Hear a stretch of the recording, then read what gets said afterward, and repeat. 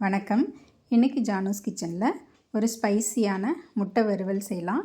இது காலை நேரத்தில் லஞ்ச் பேக்கிங்க்கு சைட் டிஷ்ஷாக கொடுத்து அனுப்புறதுக்கு ரொம்ப ஈஸியாக செஞ்சு கொடுத்துடலாம். சட்டுன்னு செஞ்சிடலாம்.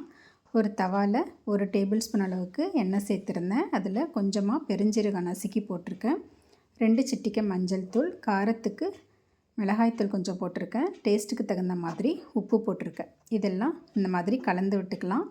கருகிடாமல் பார்த்துக்கணும். ஸ்டவ்வு லோ ஃப்ளேம்லேயே வச்சு இந்த மாதிரி கலந்து விட்டுக்கலாம். இதில் கொஞ்சமாக கருவேப்பிலையும் சேர்த்துருக்கேன். சேர்த்து கலந்து விட்டுட்டு 2 முட்டையை வேக வச்சு வச்சுருந்தேன். அதை பாதியாக இந்த மாதிரி கட் பண்ணிவிட்டு அதையும் இந்த தவாவில் சேர்த்துக்கலாம். சேர்த்துட்டு இந்த உப்பு காரம் எல்லாம் அந்த முட்டையில் எல்லா இடத்துலையும் படுற மாதிரி திருப்பி போட்டு இந்த மாதிரி கலந்து விட்டுக்கிட்டே இருக்கலாம். மிளகாத்தூள் கருகிடாமல் நல்லா லோ ஃப்ளேம்லேயே வச்சு இதை செஞ்சுக்கலாம். இந்த மாதிரி 2 பக்கமும் திருப்பி போட்டு ஃப்ரை பண்ணிக்கலாம். இப்போ இந்த உப்பு காரம்லாம் முட்டையில் எல்லா பக்கமும் நல்லா ஸ்ப்ரெட் ஆகிடுச்சு. இந்த மாதிரி முட்டையை கவுத்து போட்ட பிறகு ஸ்டவ்வை லோ ஃப்ளேம்லேயே வச்சு ஒரு 2 நிமிஷத்துக்கு அப்படியே விட்டுடலாம். இப்போ கடைசியாக இதில் கொஞ்சமாக கொத்தமல்லி தழை சேர்த்துக்கிறேன்.